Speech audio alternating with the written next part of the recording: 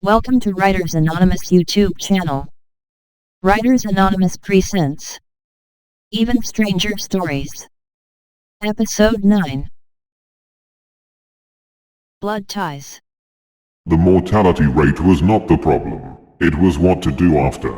There'd been a time when folk did everything to forestall the deadly outcome, but now they were few and far between. Their group diminished beyond viability. The balance tipped towards the after.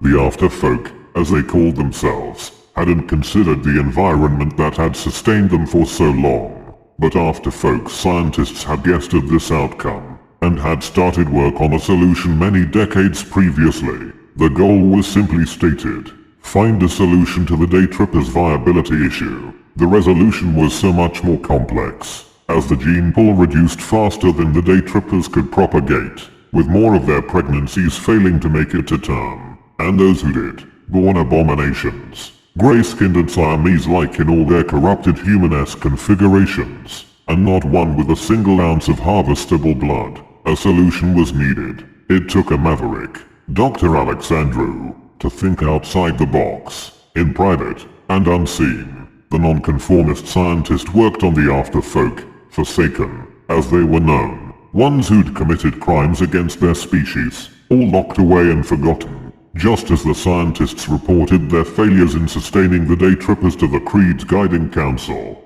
Dr. Alexandru had a breakthrough. He'd been able to revert a Forsaken back to its Homo sapien origin, using chemical and genetic techniques. He'd also been able to prove its blood was clean, free from the contaminates the blood of afterfolk always contained, toxins fatally poisonous to the Creed's race. When Dr. Alexandru presented his findings, he was unprepared for the ruling. The council determined he'd ignored statutes and it was no solution. The killing of their own kind in order to harvest blood was an outrage. Alexandru was sentenced to eternity in the cells below the city. His incarceration didn't last long. Days later, a colleague from the other lab entered the doctor's cell and injected the sleeping Alexandru with the doctor's own chemogenetic mix. Then waited. Within hours the change took effect. Now he was ready. Dr. Alexandru's colleague used her fangs to pierce his neck. With great pleasure she gulped down the warm, pure and clean blood, sating a desperate year-long thirst.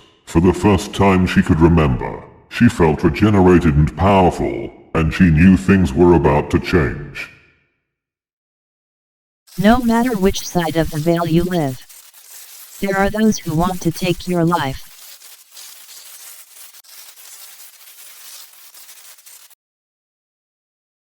Check out girl. She never raised her head once to acknowledge my existence, focusing solely on each item as it went through the scanner.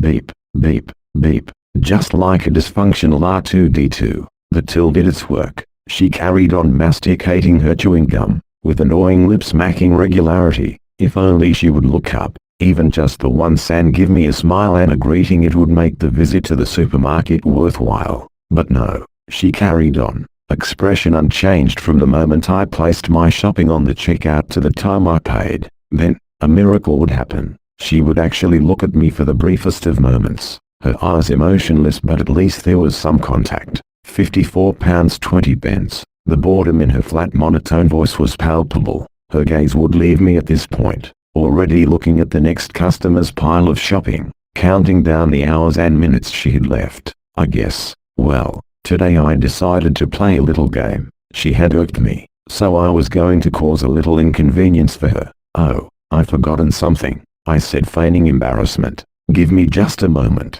The look on her face turned from initial surprise to annoyance, and it made my day. Smiling inwardly, I scooted off down one of the aisles and made my way to the furthest corner of the store. I decided to give it 2 minutes before making my way back. What fun I had thinking about the inconvenience I'd caused the girl on the checkout. Serve the bitch right, I thought. The 2 minutes elapsed, and I sauntered slowly back to the checkout. As I rounded the corner, I saw the supervisor had now been called, and she was talking animatedly with the girl at the checkout. I put my hands up apologetically. It's okay, I said. I remembered I don't need any more sugar. Both women became silent and stared at me coldly. The supervisor reached into her overall and pulled out a gun. We don't like time wasters, she said, then pulled the trigger.